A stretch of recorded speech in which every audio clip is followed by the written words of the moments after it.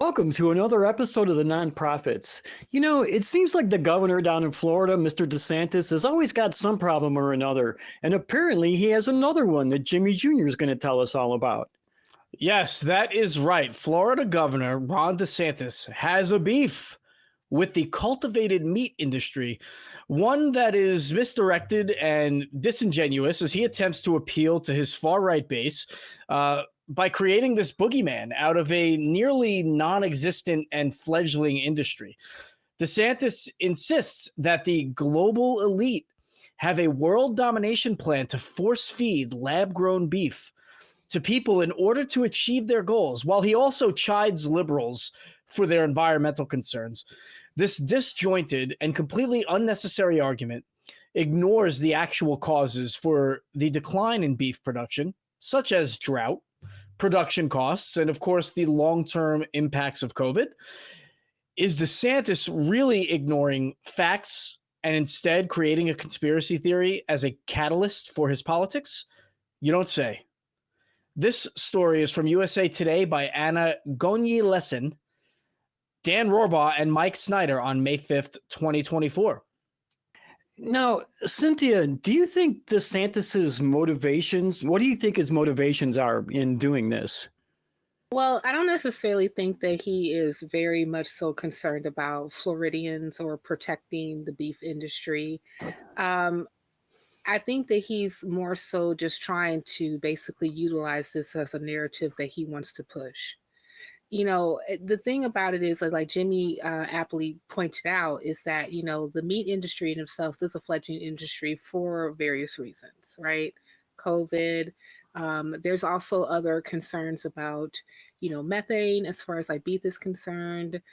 There's also like issues like with, environmental protection and also protection of the animals themselves. So, introducing this as an alternative to people who are using it and want to actually indulge in it or what have you, is something that he's want to use as basically another way for him to virtue signal for his narrative. And unfortunately, this is what DeSantis does. He always picks apart some type of issue, blows it up that's non sequitur, and makes it, part of his particular ideology to push on other people in order to say, like, look at me, might is right, and I'm going to push this on here. And here's another thing that you should be concerned about that you really should be concerned about. I mean, when you're talking about anything that's grown in the lab, there's always going to be concerns, right? There's always going to be concerns about, the methodologies that are being used, if the product itself is going to be safe for human consumption, et cetera, et cetera. But we have a lot of different agencies, including the FDA, that are supposed to evaluate those particular things, not Ron DeSantis. Last time I checked, I know that he's Harvard and Yale educated, but he was educated in law, not in science, and he needs to go ahead and leave this alone to the people who are actually educated in this matter, because it's not him. Jimmy, in your introduction, you mentioned a conspiracy, like DeSantis building a conspiracy theory. Can you elaborate on that for me? Well, sure. I think he's straw manning the arguments against this cultivated meat and really kind of creating this false narrative that is attractive to people because it's easy to understand and it makes a boogeyman. It points the finger and blames somebody that stand in stark contrast to their ideologies.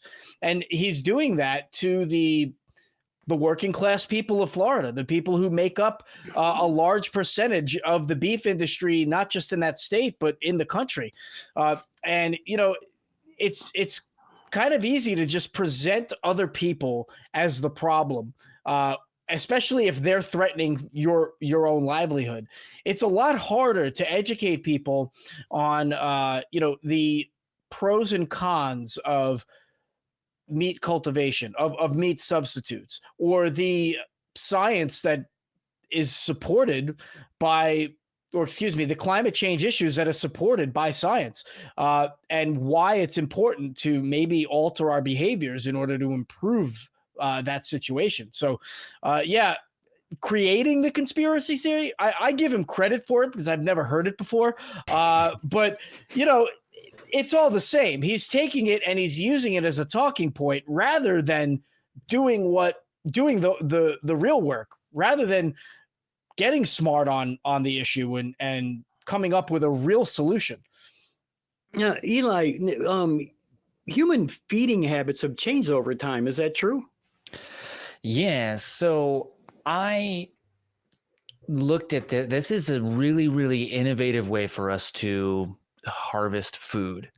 And if you look back through the human timeline, the hominid timeline, to be more specific, one of the stronger hypotheses is that what allowed earliest humans to develop the larger brains that then led to more learning and more tools and more developments is the use of fire to cook meat.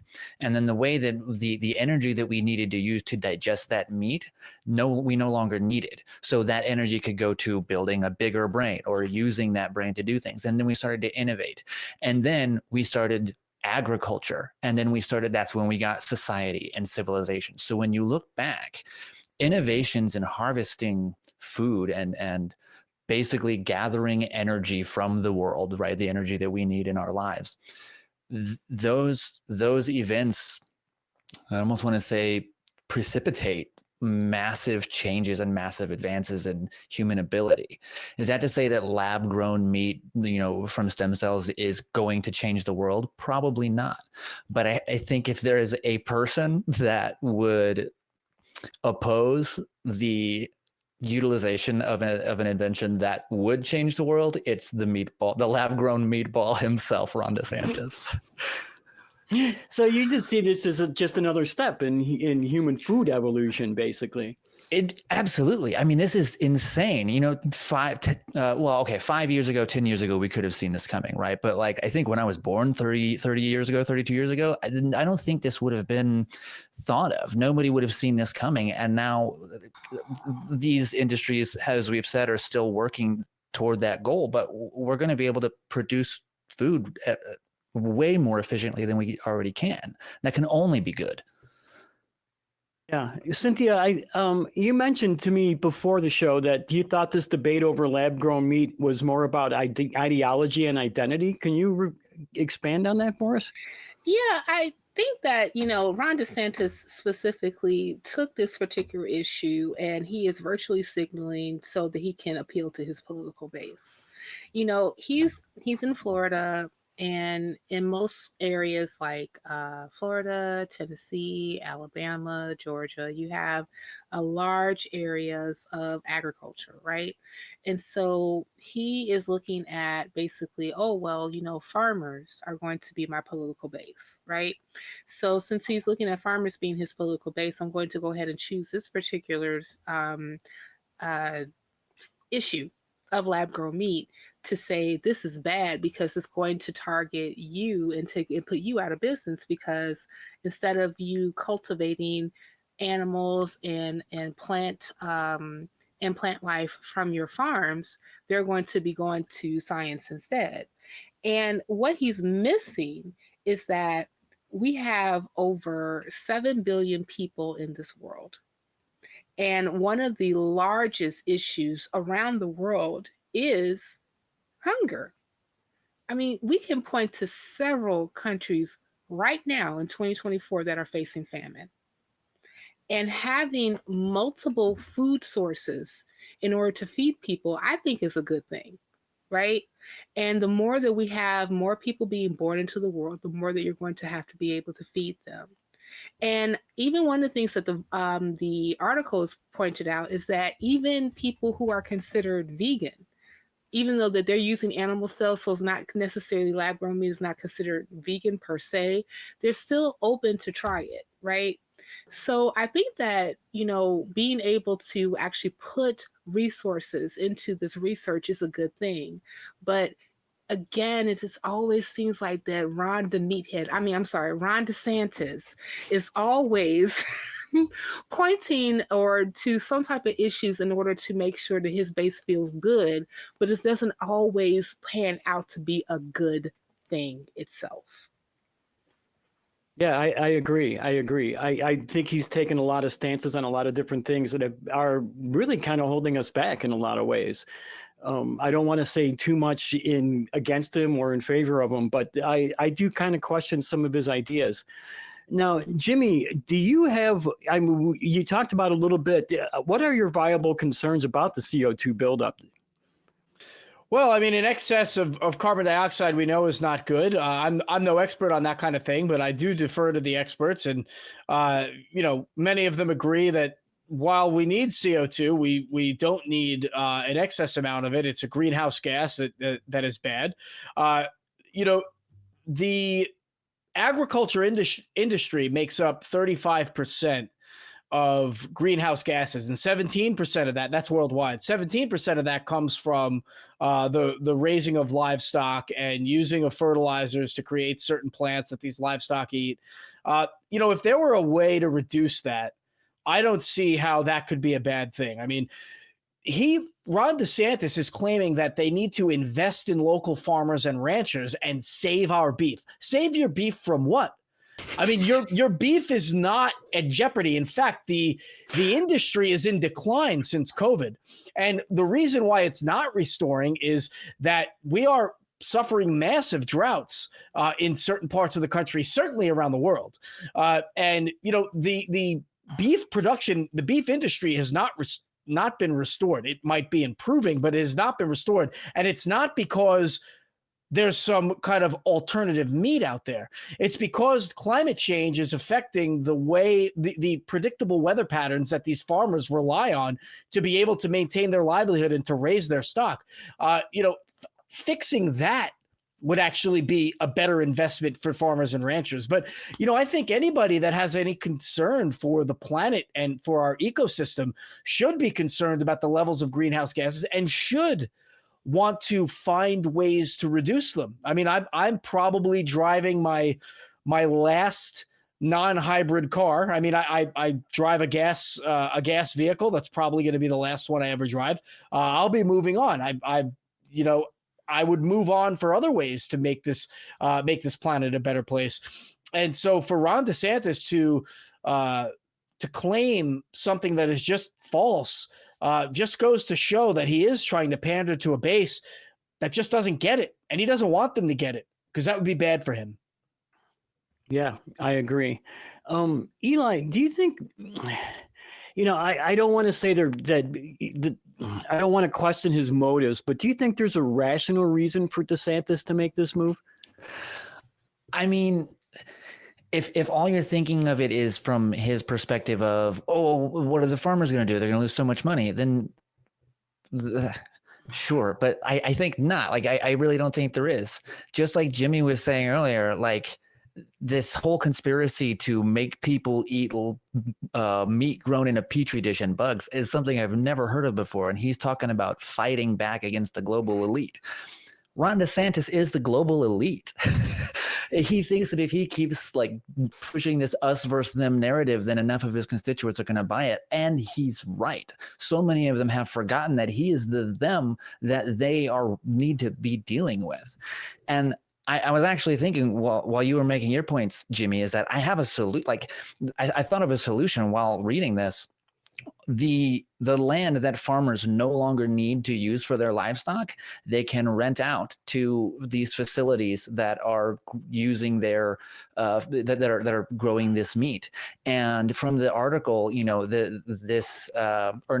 International Journal of Life Cycle Assessment predicts that that over time the lab grown meat will reduce carbon footprint by 92%, reduce land use by 90%, which means farmers can get more benefit. We can get more meat per unit of land than we already are, and reduce water use by 66%. There's so many good reasons to not oppose this, and it doesn't have to affect the farmers that way, because now they have that land that they can use they can still use that. They can still benefit from that land. They're not losing. And some farmers can even still raise animals because they still need it to lab grow the beef. They still need the stem cells from the animals. Yeah. So it's not going to wipe out all farm jobs. I think maybe we just need to make the transition from being a rancher to a farmer. Right. And I think that's probably the big move there.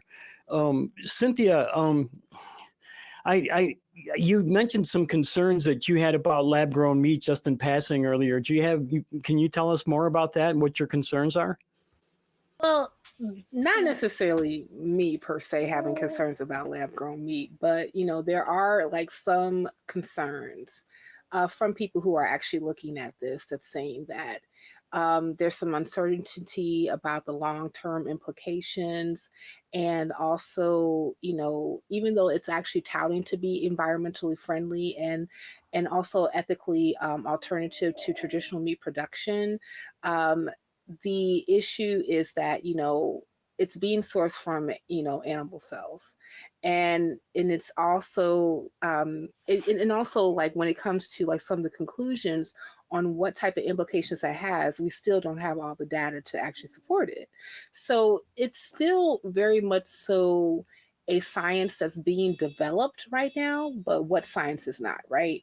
So, I think that when we're talking about any of these particular issues that have to deal with, you know, scientific type of methods in order for them to produce certain products, there's always going to be uncertainty when you may not necessarily have all the information at hand. But, those things happen to develop over time. The only way that you're actually going to be able to get that information is if you devote resources in order to develop the technology to do it. DeSantis himself wants to stop that completely because he says this is not viable, it's uncertain, it's going to put people out of, it's going to put farmers out of business, et cetera, et cetera. We don't want it, right? But again, it's against and also balking against technology, balking against anything that you don't necessarily know a lot about. So it's at this particular point in time, like, we can address uncertainty with information. And the only way that you can actually get information is let the scientists do their jobs. Thank you for saying that. As a scientist, thank you for freaking saying that. So I appreciate that. Jimmy, no problem. Jimmy, we came you brought us into this segment. I want to hear some more from you on it. Give us some more thoughts. Yeah, well, Ron DeSantis can't actually appear on the side of science and research, can he? I mean, that would be akin to switching parties. There are other benefits that come from this stem cell research that transcend the meat industry, transcend the beef or the cultivated meat industry, and go into the medical field, perhaps, helping people in a a variety of capacities. But that is a long-standing opposition that members on the Christian right or conservative right typically have. They take a position where people shouldn't play God. People shouldn't, experiment with animals. I guess, I don't know. Probably not so much the latter, but the former. For DeSantis to appear as supporting research, supporting science, he would almost be, supporting education, which is something that many of his constituents, quite frankly, just don't have. And I don't mean that to be, to be so harsh, or I'm not trying to be facetious, but, let's face it, there is a certain demographic that fall into the Ron DeSantis category, and America, the world needs those kind of people, but we also need to be honest with ourselves and talk about the benefits to science, to research, and to maybe alternating the way or altering the way that we operate in some of these industries that are actually causing harm to our planet. But, there is another very, very popular conservative who once said, "Boy, do we love the uneducated." And it appears that DeSantis may also. Yeah, I agree with that. That you'd have to be uneducated to really fall for this, in my opinion. What do you think about that, Eli? Do you think that this is appealing to the uneducated? Oh, yeah. I mean, yeah, absolutely. Anytime you have a candidate, or not a candidate necessarily, but a person who is just outright publicly saying the science is lying, the science is wrong. That's Jimmy made a great point that they're always talking about, we're playing God. And I think that thought is dangerous toward advancement. Because if you start to put limits on what you're allowed to do, then you stop doing certain things. Like I've been telling people, like, there's no rules to life. Like, just leave other people alone and then basically do whatever you want. Like, so once we start putting limits on that, we limit our advancement. Yeah, I can't really add more. Yeah. That was well thought out. I appreciate that. And I really appreciate Cynthia's shout out to leaving it to the scientists, because I think it's really important that a lot of scientists are really trying to build a better future. And when you start creating this anti-science movement that we're seeing in our country, in the USA today, it's really affecting the possibility of making a better future. And I think that's probably the worst thing I see happening with this, in my eyes anyway, that we're actually stopping advancement. So I really appreciate the panel today. I think we had a great talk about this. And I think if you would like to, our viewers would like to have to talk about a little bit more, you can leave a comment below or drop an email to nonprofits@atheist-community.org. And if you want to watch more of the nonprofits, you can do that by clicking right here.